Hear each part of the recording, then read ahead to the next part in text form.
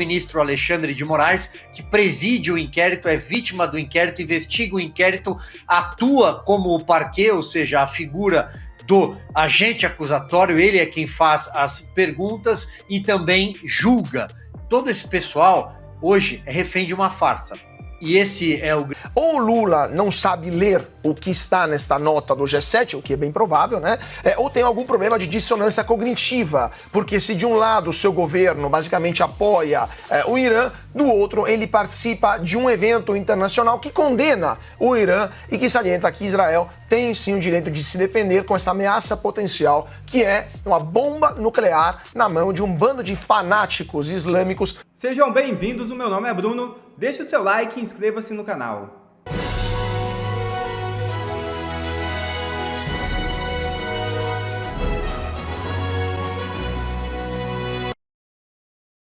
Fala de Trump sugere que Estados Unidos se juntarão a Israel na guerra do Irã. O presidente dos Estados Unidos, Donald Trump, reivindicou superioridade aérea sobre o Irã, em meio à operação em andamento de Israel contra o país persa. Agora temos controle total e completo dos céus do Irã, afirmou Donald Trump. O republicano acrescentou que os iranianos tinham bons rastreadores aéreos e equipamentos defensivos, mas que nenhum deles se comparavam com os americanos. A ofensiva atual começou na semana passada com o ataque de Israel ao território do Irã, que revidou nos dias seguintes. Os Estados Unidos negaram o envolvimento nos ataques iniciais, embora tivessem sido alertados com antecedência. Na nova publicação, porém, Trump usou a palavra nós para se referir ao controle aéreo sobre o Irã. O republicano voltou a usar a palavra nós ao descartar por hora a possibilidade de assassinato do líder supremo do Irã, o Ayatollah Ali Khamenei. Abre aspas. Sabemos exatamente onde o chamado líder supremo está escondido. Ele é um alvo fácil, mas está seguro lá. Não vamos eliminá-lo, pelo menos não por enquanto. Fecha aspas. Declarou o chefe do executivo. Israel e Irã entraram no 5º dia de conflito. Há pouco, Israel sofreu uma nova onda de ataques iranianos. O exército iraniano reivindicou hoje um ataque ao centro do Serviço de Inteligência Externa de Israel, o Mossad, em Tel Aviv. Já o exército israelense anunciou ter matado Khalid Shadmani, principal comandante militar do Irã e chefe do Estado-Maior em tempos de guerra. Shadmani foi morto durante um bombardeio noturno contra um centro de comando em Teherã. Os líderes do G7, reunidos no Canadá, emitiram uma declaração conjunta na segunda-feira pedindo a desescalada das tensões no Oriente Médio. No documento, os países também destacaram que Israel tem o direito de se defender da crescente crise militar com o Irã. Segundo a AFP, o presidente americano Donald Trump é um dos signatários do texto. O presidente dos Estados Unidos, que voltou a Washington antes do fim da cúpula do G7, afirmou hoje que os americanos sabem exatamente onde o Ayatollah Ali Khamenei está escondido. Disse ainda que o líder supremo do Irã é um alvo fácil, embora não pretendam matá-lo por enquanto. Também nas redes, Trump cobrou a rendição incondicional do Irã. Trump ainda alertou a população de Teherã, capital do Irã, para que deixe a cidade imediatamente, sem detalhar o motivo. O alerta vem depois de autoridades israelenses recomendarem a evacuação de áreas no nordeste de Teherã, onde planejam atacar infraestruturas militares, e depois de ataques iranianos com drones e mísseis contra Tel Aviv. Trump reforçou que o Irã não pode ter armas nucleares e lamentou a recusa do país em assinar um acordo. Carlo Cauti. Primeiramente, a gente viu o presidente Lula na reunião do G7 lá no Canadá, G7 que publicou esta nota afirmando que Israel tem o direito de se defender do Irã. Poucos dias atrás, o governo brasileiro soltou uma nota oficial condenando basicamente a operação militar de Israel contra as plantas nucleares iranianas e contra os responsáveis pelo desenvolvimento de uma bomba atômica iraniana. Ou seja, ou Lula não sabe ler o que está nesta nota do G7, o que é bem provável, né? Ou tem algum problema de dissonância cognitiva, porque se de um lado o seu governo basicamente apoia o Irã, do outro ele participa de um evento internacional que condena o Irã e que salienta que Israel tem sim o direito de se defender com essa ameaça potencial, que é uma bomba nuclear na mão de um bando de fanáticos islâmicos que poderiam usar esta arma para acabar de vez com a existência do Estado de Israel. Agora, além disso, outro ponto bem interessante, Daniel, a gente viu agora esse encontro do G7, esses líderes mundiais sentados na poltrona, conversando, discursando, emitindo notas, enquanto Israel fazia aquilo que tem que ser feito. Enquanto o Ocidente fica conversando sobre os máximos sistemas e no máximo emitindo notas, Israel estava lá e estava fazendo, usando as palavras do chanceler alemão Friedrich Merz, o trabalho sujo para o Ocidente. Israel está fazendo um trabalho sujo que todo mundo deveria ter feito há muito tempo, ou seja, remover esta ameaça de uma proliferação nuclear na mão de uma teocracia. E por si só, a teocracia, o problema de dar armas atômicas nas mãos de ayatollahs é que eles consideram transcendente aquilo que tem além da vida, muito mais importante do que o materialismo, do que a nossa vida cotidiana, como é a vida no Ocidente, considerada preciosa, não por aquilo que vem depois, mas por si só, por aquilo que tem hoje nessa assistência terrena. Quando você coloca na mão de alguém que pensa que o além-vida é mais importante do que a própria vida, é óbvio que ele vai ser tentado de usar esta arma nuclear. Esse é o risco, é o perigo que o Ocidente e Israel, que é o alvo principal, e não é o único alvo, mas é o primeiro alvo de uma potencial ameaça nuclear iraniana, não podia correr. Além disso, alguns mísseis, a gente viu as imagens nos últimos dias, alguns mísseis balísticos, infelizmente, conseguiram atingir Israel, conseguiram atingir Tel Aviv, que é a cidade mais populosa de Israel, porque o sistema de defesa antimíssil não é perfeito. Então, Israel interceptou vários, mas alguns chegaram e, infelizmente, vitimaram cidadãos israelenses. Imagina só se em um só desse míssil balístico que chegou até o território israelense, os iranianos tivessem colocado uma arma nuclear, tivessem colocado urânio enriquecido. O que aconteceria? Quantas milhões de vítimas estaríamos hoje, infelizmente, contando em Israel? Portanto, esse é um dos riscos que o Estado de Israel não podia correr e por isso está atuando dessa forma. Agora, mais uma vez, Lula passa vergonha a nível internacional. É um vexame que não só ele como pessoa física, mas o Brasil inteiro que ele representa passa num evento tão importante como o G7, não apenas por essa clara dissonância cognitiva que ele tem entre a declaração oficial do governo brasileiro e a declaração do G7, mas também pelos vários vexames que ele passou e que vamos comentar, não se comportando direito na foto, interrompendo outros líderes. Enfim, é uma lástima ser representado a nível internacional por esse tipo de presidente. Já que você comentou a respeito da visita de Lula ao Canadá para participar da cúpula do G7, o presidente defendeu por lá publicamente a extinção do G7, o grupo do qual o Brasil nem faz parte e que reúne algumas das maiores potências globais. Segundo o petista, o grupo das 7 democracias mais ricas do planeta deveria ser substituído pelo G20 nas discussões de temas globais.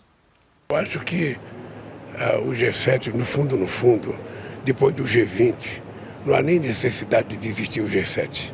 O G20 é mais representante. Agora, é uma questão cultural. Existe desde 1975, desde a crise do petróleo. Sabe, são os primos ricos que se reúnem, eles não querem parar de se reunir.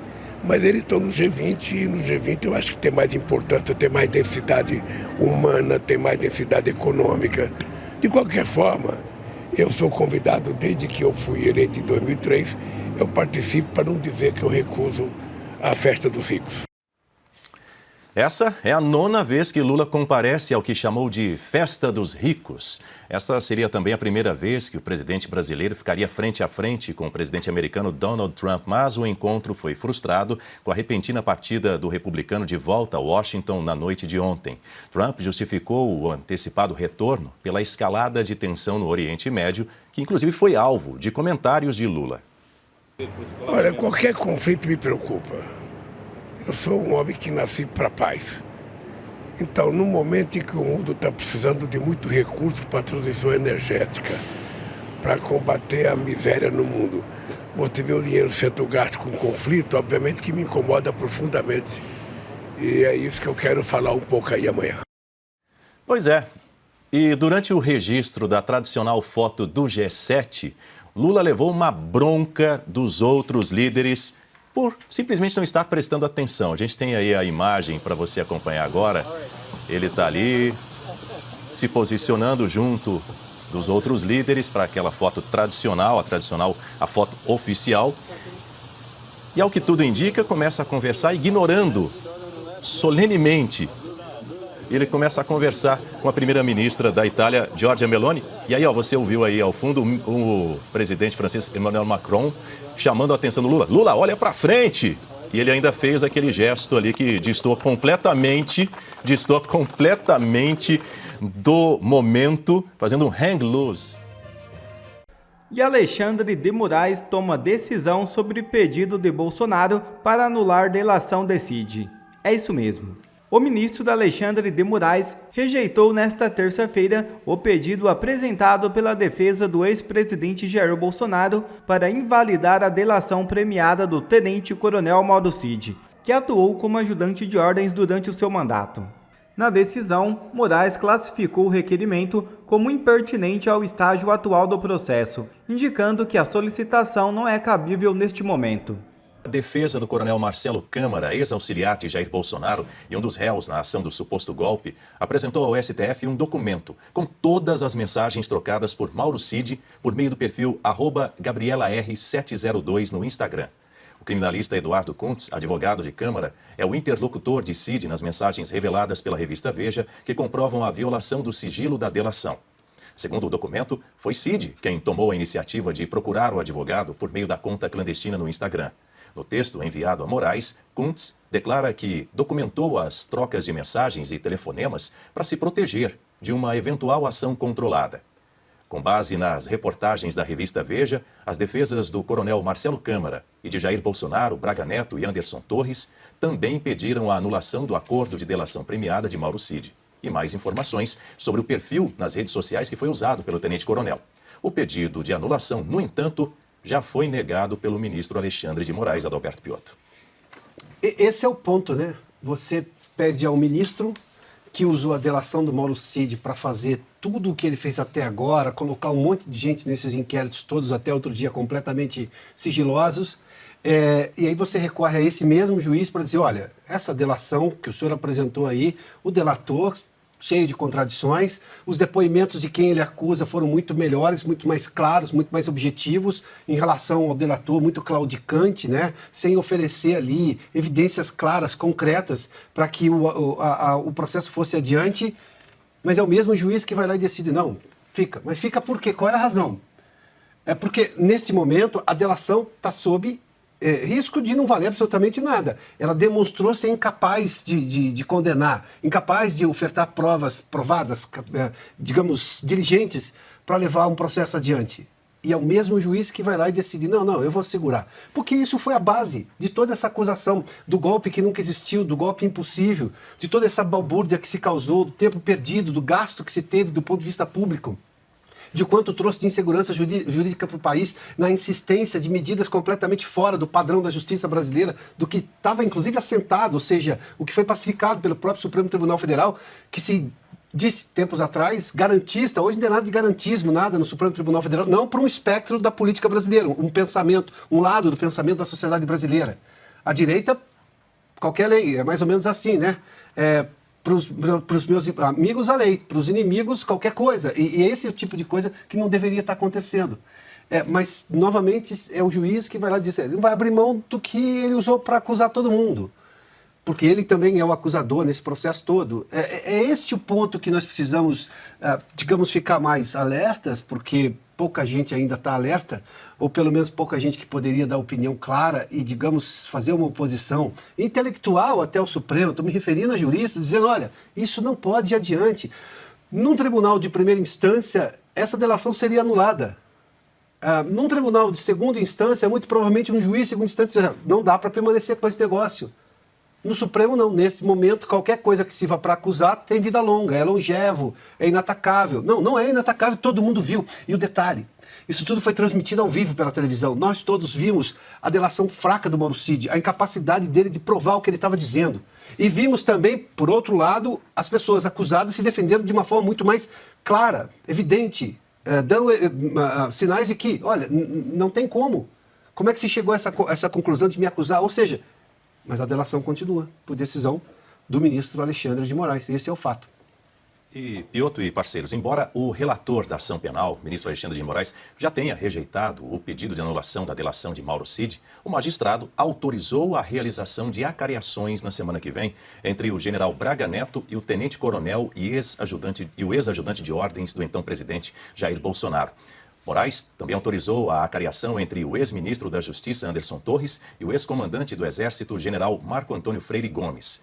Na mesma decisão, o ministro do STF autorizou que a defesa de Torres anexe a perícia da alegada minuta golpista aos autos do processo.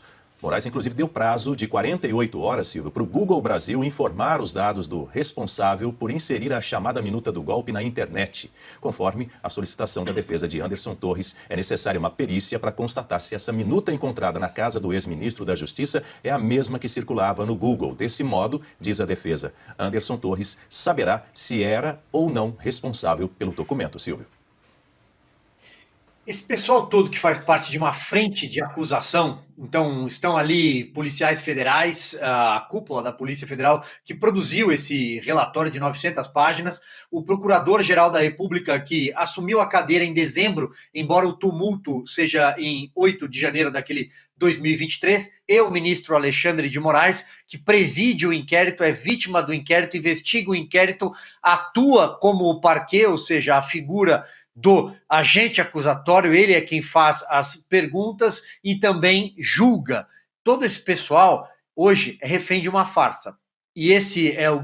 Porque uma acusação desse tamanho, que nasce de um relatório, de uma investigação de 2 anos, daquilo que seria um golpe de Estado, algo muito sério, um atentado ao Estado Democrático de Direito, que não fosse simplesmente uma catarse que se degenerou em vandalismo e depredação, mas que teve associação criminosa armada sem armas, com batom, talvez, estilingues, como comentamos com alguma frequência aqui, e condenamos o crime de vandalismo, ponto.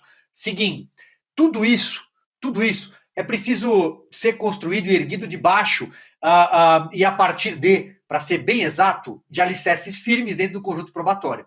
Não há conjunto probatório, não há materialidade provada, a minuta que você cita não existe, pode ser até que encontrem alguém, e acho bom que procurem, quem é o autor de alguma maluquice colocada no Google um dia. Bom, quantos milhões de brasileiros ou quantos milhões de habitantes do planeta podem ter feito isso? Não sei, vamos checar. Vamos fazer uma acariação, é bom, a acariação é uma ferramenta possível, utilizável para confrontar versões. Então vamos confrontar, vamos ver o que o Mauro Cid tem a dizer depois de ter sido exposto 2 vezes.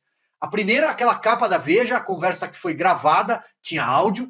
Agora, a conversa no Instagram do perfil da mulher dele, que ele tentou, a defesa, todo mundo tentou tergiversar, mentir. Ele mentiu, ele utilizou rede social quando não podia. Portanto, ele burlou a regra da colaboração premiada.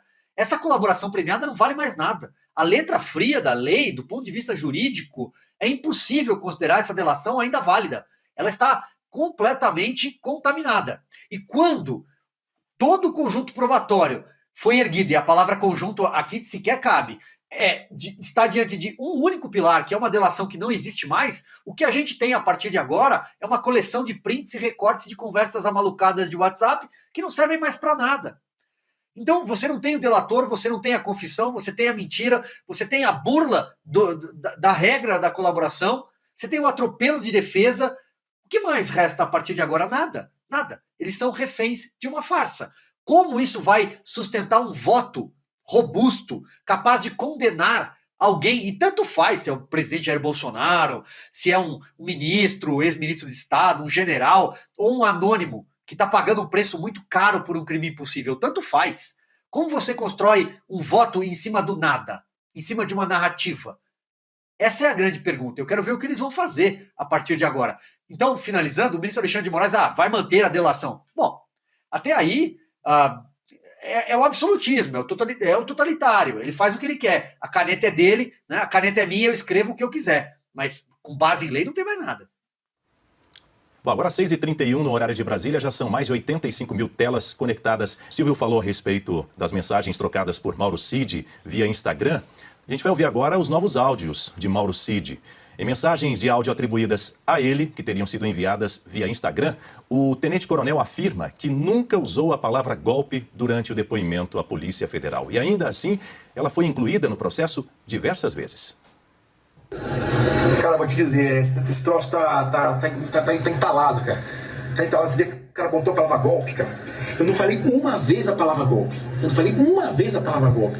Quer dizer, furo, foi erro, foi, sei lá, até condição psicológica que eu tava na hora ali. Mas quando é de palavras golpe que ele bateu, cara, eu não falei golpe uma vez. E Mauro Cid reclamou de ataques nas redes sociais por perfis alinhados à direita. Quando é para achar um culpado, eles miram no culpado, martelam o culpado, traidor e não sei o que, para proteger o presidente. Quando é uma matéria positiva, né, é o presidente que foi, não é o cara, né, que foi bonzinho. Foi como aconteceu. Quando eu falei, eu não falei mesmo, que eu nunca falei de golpe, nunca falei que o presidente planejou golpe, só que o que acontece? Eles vão defender o presidente, não vão me defender. Aí eu fico neutro. Mas se sai alguma coisa assim, diz que teve golpe. Em tom de desabafo, Mauro Cid afirma que perdeu tudo. E vou dizer, mais um desabafo. Pega a vida de todo mundo, né? Todo mundo tá enrolado. Vê que esse vê quem se ferrou, quem perdeu a carreira. Quem teve o pai, a esposa, a família toda investigada. Até a sogra falecida há 10 a 15 anos foi investigada. Meu irmão nos Estados Unidos, minha irmã, todo mundo foi investigado. Quem teve isso? Quem teve a carreira destruída?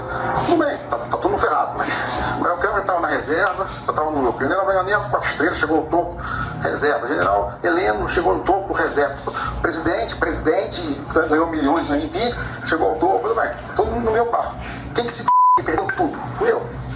E eu ainda inventei de pegar um advogado por fora, e ainda estou acabando com a vida financeira da família. Carlos Cauti. Evidentemente, estamos ouvindo o áudio de um homem desesperado e homens desesperados falariam qualquer coisa.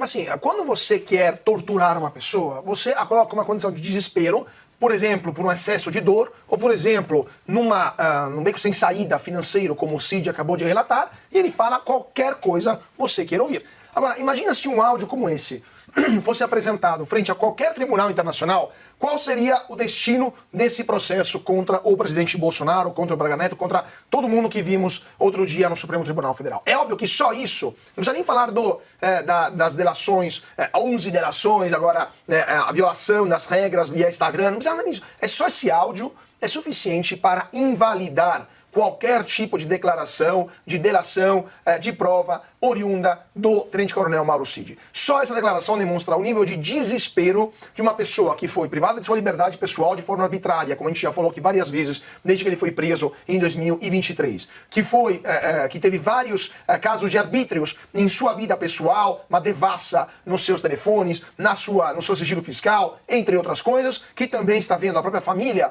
sobre o holofote da mídia e também a lupa do STF. É óbvio que falar qualquer coisa. Está sem dinheiro, o soldo está suspenso, é isso que acontece. Portanto, esse áudio, Mauro Cid, por si só seria suficiente para demonstrar como esse processo é viciado desde o dia 1, ou seja, desde que Mauro Cid começou a querer falar alguma coisa. Pelo amor de Deus, me libera de tudo isso, eu falo o que você quiser ouvir, né, para tentar acabar com esta tortura. Esse áudio seria suficiente para anular qualquer processo em um país civil e qualquer delação em um país civilizado do mundo. Mas no Brasil, o ministro Alexandre de Moraes quer manter essa delação ainda vigente.